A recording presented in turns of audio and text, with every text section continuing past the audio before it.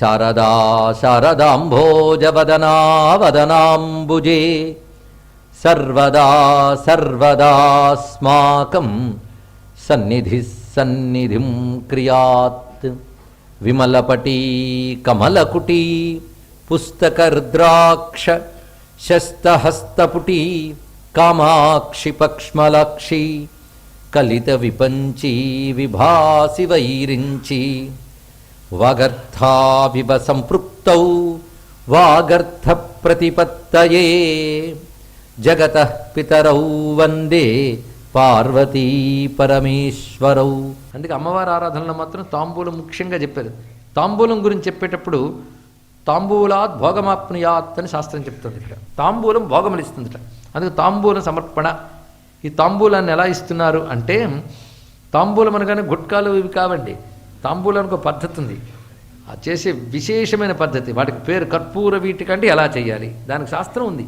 తాంబూలం మీద ఎంత శాస్త్రం ఉందో ఇప్పుడు మళ్ళీ తెలుసుకుంటున్నారు. భోజనానంతరం అలాంటివి పుచ్చుకుంటే ఏ ఏ లక్షణాలు కలుగుతాయో ఇప్పుడు తెలుసుకుంటున్నాం. అయితే ఈ పద్ధతిగా చేసిన వాటికి ఆ లక్షణం ఉంటుంది. సచ్చాయైర్వరకేతకీదళరుచా తాంబూలవల్లీదళై పూగైర్భూరి గుణై సుగంధి మధురై కర్పూర ఖండోజ్వలై ముక్తాచూర్ణ విరాజితైర్బహువిధై వక్త్రాంబుజామోదితై పూర్ణా రత్నకలాచికా తవ ముదే న్యస్తా పురస్తాదు మే. రత్నకలాచిక అంటే మణులు పొదిగినటువంటి ఒక చిన్న పెట్టె. ఆ పెట్టెలో వస్తువులు పెట్టి వాటితో తయారు చేసిన తాంబూలం ఒక చక్కని పాత్రలో పెట్టి అమ్మవారికి ఇస్తున్నారండి. ఇక్కడ ఆ తాంబూలం ఎలా ఉన్నది అంటే, మొగలి పువ్వు వంటి కాంతి కలిగిన ఆకులు అన్నారు ఇక్కడ. అంటే మొగలు కూడా ఆకుపచ్చ పసిమి రంగు, ఈ రెండిటికి నడిమి రంగులో ఉండాలి ఆకులు. అంటే లేత తమలపాకులు మీరు చూస్తే మరి ముదురు ఆకుపచ్చ కాకుండా కొంచెం పసిమి కలిగినటువంటిది, అది గుర్తు చేస్తున్నా. అలాంటి ఆకు ఉండాలి. అలాంటి ఆకు తీసుకుని పైగా భూరి గుణై మంచి రుచి కలిగినటువంటివి, సుగంధి మధురై మంచి పరిమళము కలిగినటువంటివి, కర్పూర ఖండోజ్వలై పచ్చకర్పూరపు పొడి, వీటితో పాటు ముక్తాచూర్ణ విరాజితై మంచి ముత్యముల పొడి, వీటితో ఉన్నటువంటిది. అమ్మా అది నీ వక్త్రపద్మం చేత పరిమళం పొందుతున్నవి అన్నాడు. చాలా జాగ్రత్తగా చెప్పాడండి.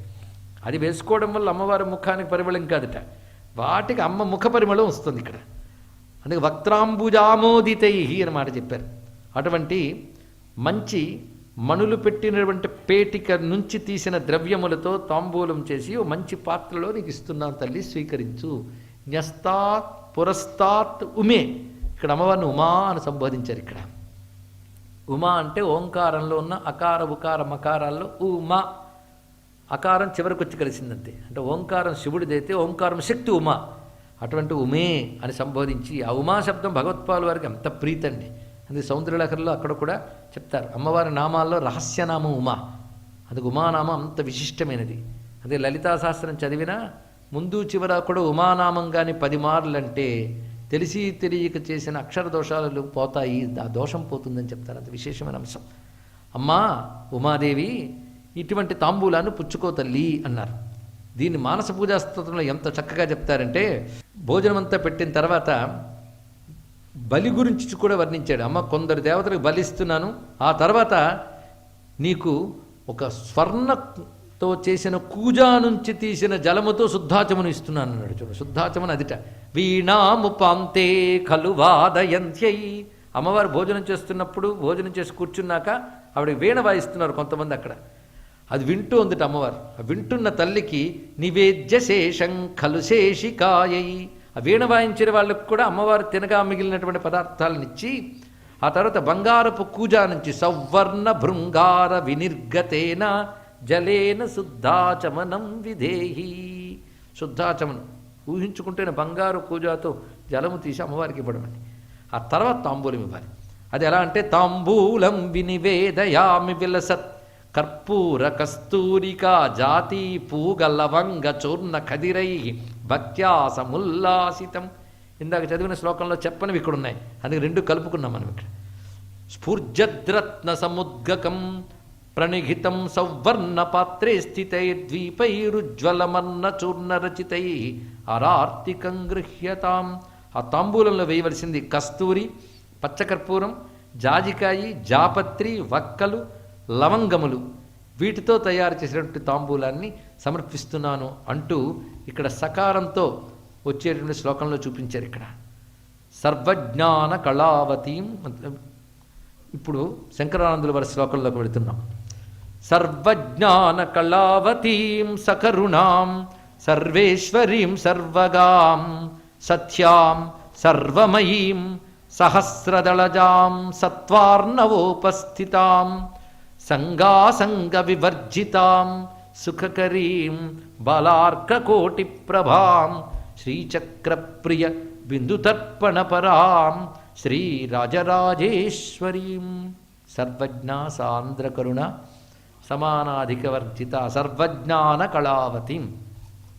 అమ్మ సర్వజ్ఞానములు కళలు కలిగినటువంటిది. జ్ఞానము కళ అని రెండు విషయములు చెప్పారు. కళలు అంటే విద్యలు అని అర్థం. ఇక్కడ ఈ లోకంలో అనేక విద్యలు ఉన్నాయి, అన్నీ ఉత్కృష్టములే. వైద్యము, సంగీతము, సాహిత్యము ఇవన్నీ కళలే, విద్యలు. కళ అనే శబ్దానికి విద్యలేని అర్థం. కళాభ్యాం చూడాలంకృత శశికళాభ్యాం అన్నారు. ఇలా అనేక విద్యలు. ఈ విద్యలన్నీ ఒక ఎత్తు. ఇంకొక విద్య ఉందండి, అదొక్కటి ఒక ఎత్తు. దానికి పరావిద్య అని పేరు, మిగిలిన వాటికి అపరావిద్యలని పేరు. లోక సంబంధమైనవన్నీ అపరావిద్యలే. ఆకలి యజ్ఞయాగాది క్రతువులను కూడా అపరావిద్యలనే అన్నారు. తెలుసుకోండి, ఇక్కడ యజ్ఞయాగాది క్రతువులు వేదం చెప్తోంది, వాటికి అపరావిద్యలనే పేరు. ఎందుకంటే యజ్ఞయాగాది క్రతువుల వల్ల వచ్చేది ఏమిటి? ఇహలోక పరలోక సుఖాలు, అంటే ఇక్కడికి సంబంధించినవేగా. కనుక వైద్యం కానీ ఇంకే కళలు, ఈ విద్యలన్నీ కూడాను అపరావిద్యలు. పరావిద్య అంటే బ్రహ్మజ్ఞానం మాత్రమే. పరావిద్య ఒక్కటే, అపరావిద్యలు అనేకం. ఆ బ్రహ్మజ్ఞానంకి వేదాంత జ్ఞానమని, ఉపనిషత్ జ్ఞానమని, పరావిద్య అని పేరు. ఈ పరావిద్యకి జ్ఞానం అంటారు. మిగిలినవన్నీ కళలు, విద్యలని చెప్పాలి ఇక్కడ. కానీ లోక వ్యవహారంలో వీటిని కూడా మనం జ్ఞానాలు అంటున్నాం, లోక వ్యవహారానికే. కానీ పారమార్థికంగా మాత్రం బ్రహ్మజ్ఞానమును మాత్రమే జ్ఞానం అనాలి, మిగిలిన వాటిని కళలు అనాలి. అయితే అమ్మవారు ఏది ఇస్తారు మనకి అంటే అన్నీ అవసరమే. లోకయాత్ర విధాయని కనుక ఈ విద్యలో అవసరమే, అంతే కదండి. ఎంత వేదాంత జ్ఞానం వచ్చినా ఒంట్లో పోలేకపోతే డాక్టర్ గారి దగ్గరికి వెళ్ళాల్సిందే. అలాగే లోకక్షేమం కోసమో చిత్తశుద్ధి కోసమో యజ్ఞయాగది క్రతువులు అవసరమే. అందుకే ఈ విద్యలు అవసరమే, ఆ జ్ఞానము అవసరమే. ఈ సమస్తములైన జ్ఞానములు, కళలు ఇవన్నీ ఆవిడి స్వరూపాలే గనక సర్వజ్ఞాన కళావతీం అన్నారు ఇక్కడ. అంటే పరా అపరా విద్యాస్వరూపిణి అని దీని అర్థం. సకరుణాం. ఇన్ని విద్యలుగా అమ్మ ఎందుకంటే వ్యక్తం కావాలి? ఆవిడికి విద్యలు అవసరమా? మనం తరించడం కోసమే ఈ రూపముగా ఆవిడ వచ్చినది. ఇన్ని విద్యలు మనం తరించడం కోసమే. మనం తరించాలని ఆవిడ ఎందుకు అనుకుంది? ఏమి ప్రయోజనం ఆవిడికంటే ఏమీ లేదు. సకరుణాం, కేవలం దయచేతన మాత్రమే ఆ తల్లి ఈ విధంగా అందించినది. ఆవిడికి ఆ బాధ్యత ఎందుకుందంటే అంటే సర్వేశ్వరి, సర్వమునకు ఈశ్వరి ఆవిడ బాధ్యత అది. ఎలాగైతే ఒక మంచి పాలకుడు తన ప్రజలందరూ బాగుపడాలని సరైన అందిస్తాడో అదేవిధంగా సర్వేశ్వరి లోకములు బాగుపడడం కోసం సర్వజ్ఞాన కళావతీం సకరుణాం సర్వేశ్వరీం. అటువంటి తల్లి ఎక్కడుంటుంది? సర్వగాం, అంతటా ఉంటుంది. దేశకాల పరిచ్ఛిన్న సర్వగా సర్వమోహిని.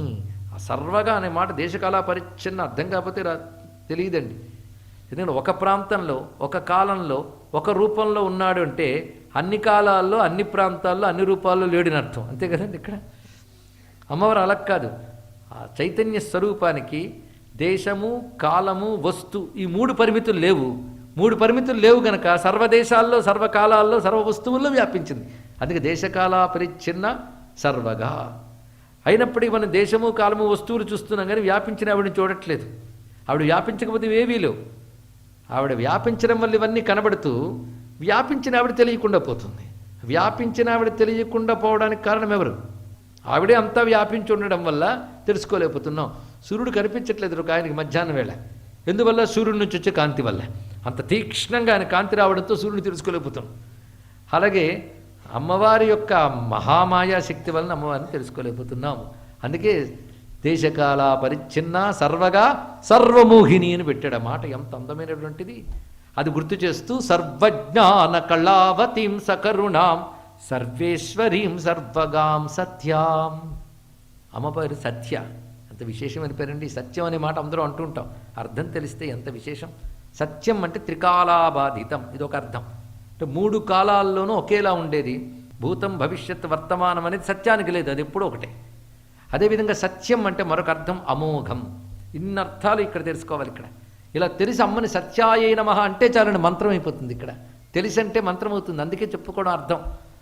సత్యాయ అంటే వ్యర్థము కానిది అర్థం, అమోఘం ఇది అర్థం. అంటే అమ్మవారు వ్యర్థము కాదు. అమ్మవారికి నమస్కారం చేస్తే అది వ్యర్థంగా తప్పకుండా ఫలిస్తుంది. అలా అమ్మ ఒకటి చెయ్యాలనుకుంటే జరిగి తీరుతుంది. అందుకే విశ్వామిత్రుడు అంటాడుగా దశరథుడితో, రాముడింటే ఏమనుకున్నావు, రామ సత్యపరాక్రమ, ఆయన పరాక్రమం వ్యర్థం కాదు అని చెప్పడం. అలాగే అమ్మవారి సత్యస్వరూపిణి అంటే వ్యర్థము కాని సంకల్పశక్తి అమ్మవారిది. ఆవిడ ఏది చేసినా వ్యర్థం కాదు. అదేవిధంగా అమ్మవారిని ఆశ్రయించినటువంటి వారు చేసే ఆరాధనలేవి వ్యర్థము కావు. అది సత్య అనే మాటలు అంత విశేషం. ఇంకొక అర్థం సత్య అన్నప్పుడు వేదం ఏం చెప్తుందంటే సత్య అంటే కార్యకారణ రూపమైన జగత్తంతా ఉన్నది అని అర్థం. అమ్మవారి యొక్క మహామాయా శక్తి వలన అమ్మవారిని తెలుసుకోలేకపోతున్నాము. అందుకే దేశకాల పరిచ్ఛిన్న సర్వగా సర్వమోహిని అని పెట్టాడు. ఆ మాట ఎంత అందమైనటువంటిది. అది గుర్తు చేస్తూ సర్వజ్ఞాన కళావతీం సకరుణాం సర్వేశ్వరీం సర్వగాం సత్యాం.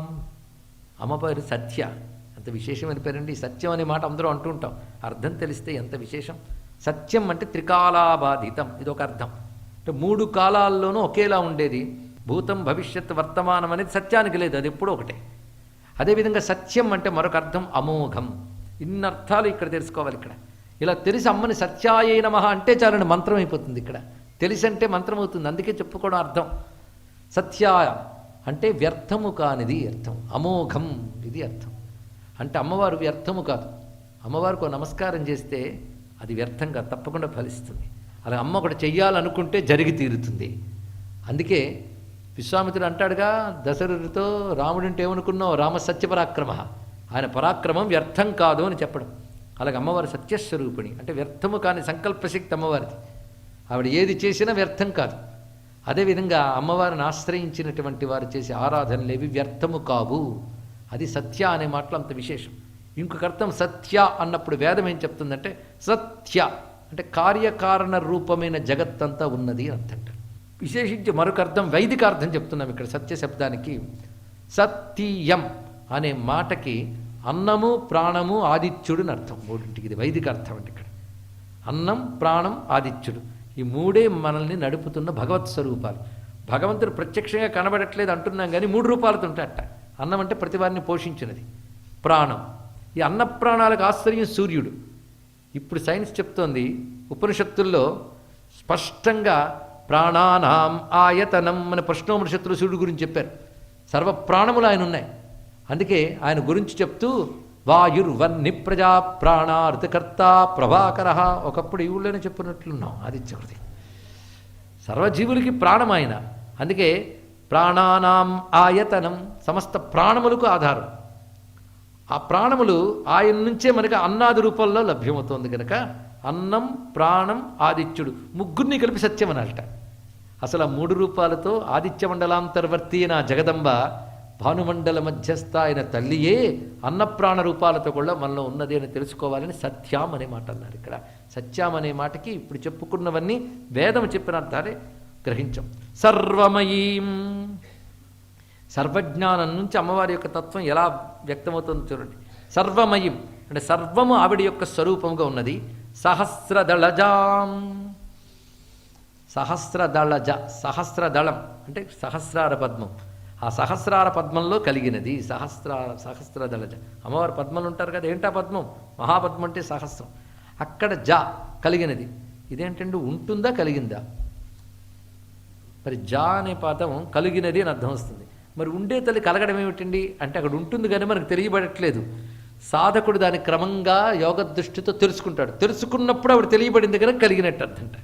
అందుకే సహస్రదళజాం సత్వార్ణవోపస్థితాం లేదా సర్వార్ణవోపస్థితాం 2 సత్వ అర్ణవ ఉపస్థితాం అంటే సత్వమయమైన అర్ణవంలో ఉన్నది అంటే అమృత సముద్ర మధ్యంలో ఉన్నది ఇక్కడ అర్థం. సుధా అమృతం వీటికి సత్వం అంటారు. అలాంటి సత్వమయమైన సముద్ర మధ్యంలో ఉందిట. అంటే శుద్ధ సత్వ భూమికలోకి వెళ్ళినటువంటి వారు ఆ తల్లిని తెలుసుకోగలరు అని అర్థం. ఇందులో మరొక విశేషం, సత్వ అర్ణవ, ఇర్ణ అనే శబ్దము అక్షరాలను తెలియజేస్తుంది. నవార్ణం అన్నప్పుడు 9 అక్షరాలు అన్నట్టు. ఇక్కడ సర్వార్ణవోపస్థిత మనకు పాఠాంతరం తీసుకున్నట్లయితే అన్ని అక్షరములతో కూడి ఉన్నది అని అర్థం. ఇది తెలియగలిగితే ఆజ్ఞాచక్రం నుంచి మూలాధారం వరకు ఒక్కొక్క చక్రంలో కొన్ని అక్షరాలు విభాగింపబడి ఉంటాయి. 16 అక్షరాలు విశుద్ధ చక్రంలో ఉంటే, 12 అక్షరాలు అనాహత చక్రంలో ఉంటాయి. ఆ తర్వాత 10 అక్షరాలు మణిపూరం దగ్గర ఉంటాయి. ఆ తర్వాత 6 అక్షరాలు స్వాధిష్టానం దగ్గర ఉంటాయి. మూలాధారం దగ్గర 4, ఆజ్ఞాచక్రం దగ్గర 2, కలిపితే 50 అండి. ఈ 50 అక్షరాలు కలిసి సహస్రారంలో ఉంటాయి, మొత్తం 50. అందుకే సహస్రారం దగ్గరికి వచ్చేటప్పటికల్లా సర్వవర్ణ ఉపశోభిత అన్నారు. ఇదే గాయత్రి దగ్గరికి వచ్చేటప్పటికల్లా అమ్మవారిని ఆ సర్వవర్ణ రూపంతో ఉన్నట్టుగానే మనం భావన చేస్తాం. అదే తల్లి స్వరూపం.